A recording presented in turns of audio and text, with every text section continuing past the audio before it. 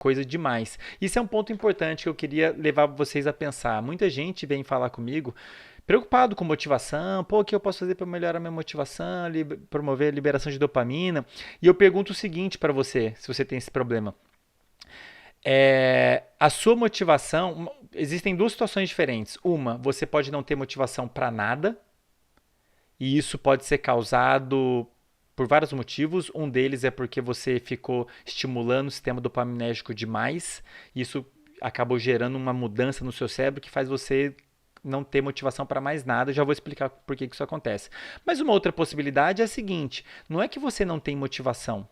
Você talvez não tenha motivação por uma tarefa específica. Pensem nisso. Você talvez não tenha motivação para estudar, ou talvez você não tenha motivação para estudar uma coisa específica até, ou talvez você não tenha motivação para trabalhar, para ir à academia, motivação para algo específico. Mas para outras coisas você tem motivação, muita. Eu tenho muita, eu adoro mexer na rede social, adoro assistir um filme, adoro Netflix. Então tenho isso em mente, né? Algumas vezes a gente acha que tem um problema de motivação, né?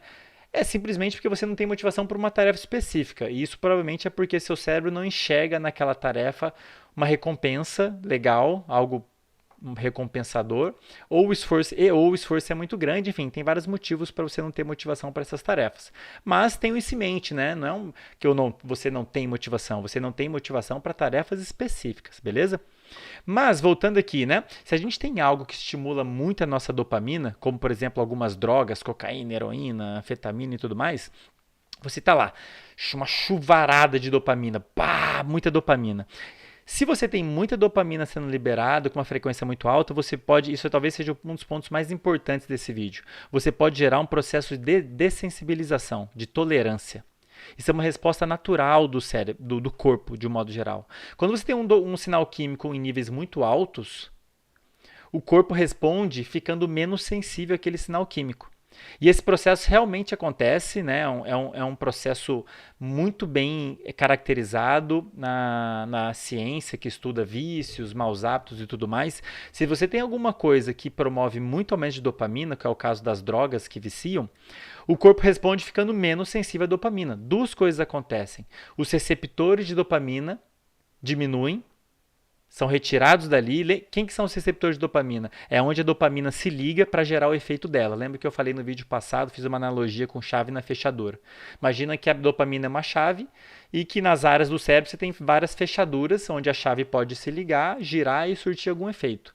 Se você tem muita dopamina, ou seja, muitas chaves indo ali, ligando nas fechaduras e gerando efeito, o corpo responde de duas maneiras. Uma delas é diminuindo o número de fechaduras. Então agora, mesmo que você libere bastante, tenha bastante chave, você não tem aonde colocar a chave, não tem mais fechadura, tem menos. E outra coisa acontece, esse sistema começa a produzir e liberar menos dopamina. Então você tem um processo que a gente chama de dessensibilização, de tolerância. Você tem algo que promove muita liberação de dopamina, que é o caso de muitas drogas, o resultado disso é que você começa a gerar um desequilíbrio. A capacidade do sistema de liberar dopamina vai caindo, de fato a quantidade de dopamina que é liberada reduz, e além disso, os lugares onde a dopamina pode ligar e agir, os receptores de dopamina também diminuem, e o cérebro fica insensível. E qual que é o problema disso?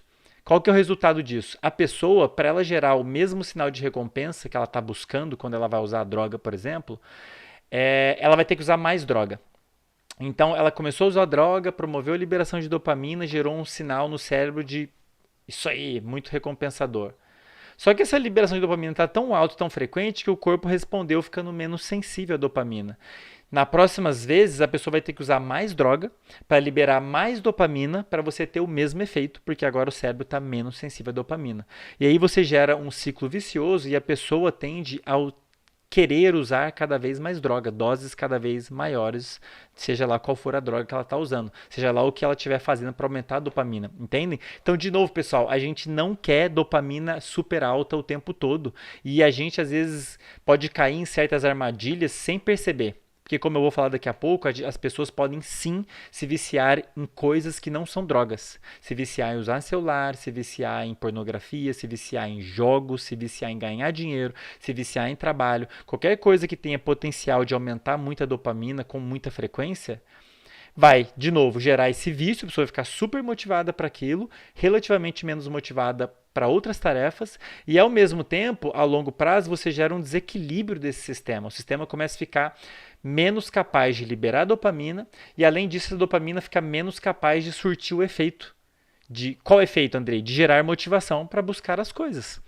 Então, curiosamente, você buscar recompensas, buscar, inclusive prazer, né? Você buscar prazer, coisas recompensadoras, pode fazer você perder a capacidade de buscar coisas recompensadoras. O que a gente chama, é um paradoxo que existe na neurociência, né? A hedonia, a nossa capacidade de buscar prazer e sentir prazer, pode levar a gente a ter a anedonia, que é quando a gente perde a capacidade de buscar e sentir prazer. É uma doideira. Então você está lá buscando uma coisa que você gosta muito, que você adora e está conseguindo. Você busca, consegue, busca, consegue, busca, consegue. O que isso quer dizer? Que você está liberando dopamina.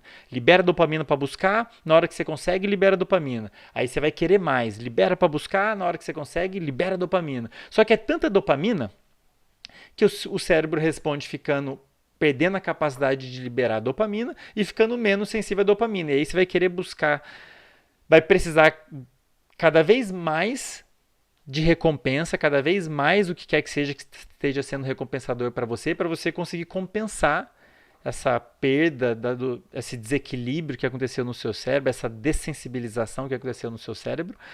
E até um determinado momento que o seu sistema, ou esse sistema que libera dopamina, que a gente chama de sistema de recompensa, ele está tão desequilibrado, ele está tão desregulado, que você, de certa maneira, perde a capacidade de gerar motivação para qualquer coisa.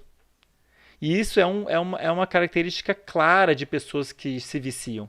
Elas ficam, primeiro, muito motivadas por uma coisa só, por uma coisa específica, e ao longo do tempo elas ficam buscando cada vez mais, elas precisam de cada vez mais. Cada vez mais, até um determinado momento que ela entra num estado em que nada mais motiva ela, nem mesmo talvez a droga ou aquilo que ela se viciou consegue gerar alguma recompensa no cérebro dela, porque esse sistema está muito desregulado. O cérebro está muito insensível à dopamina, a capacidade de liberação de dopamina esteja muito prejudicada. E isso pode, como eu disse, acontecer em pessoas que se viciam em coisas que não são drogas, como a gente vai falar daqui a pouquinho. Então, sim, dopamina é muito importante, ela é essencial para gerar motivação e sem motivação a gente não chega em lugar nenhum. Tá? Aproveitar que abriu um parênteses para dizer que motivação é sim muito importante. É muito importante, sim. Isso é muito. Eu tenho dezenas de artigos científicos respaldando isso que eu estou dizendo. É um dos fundamentos do comportamento de qualquer animal, é a dopamina e a motivação. Tá?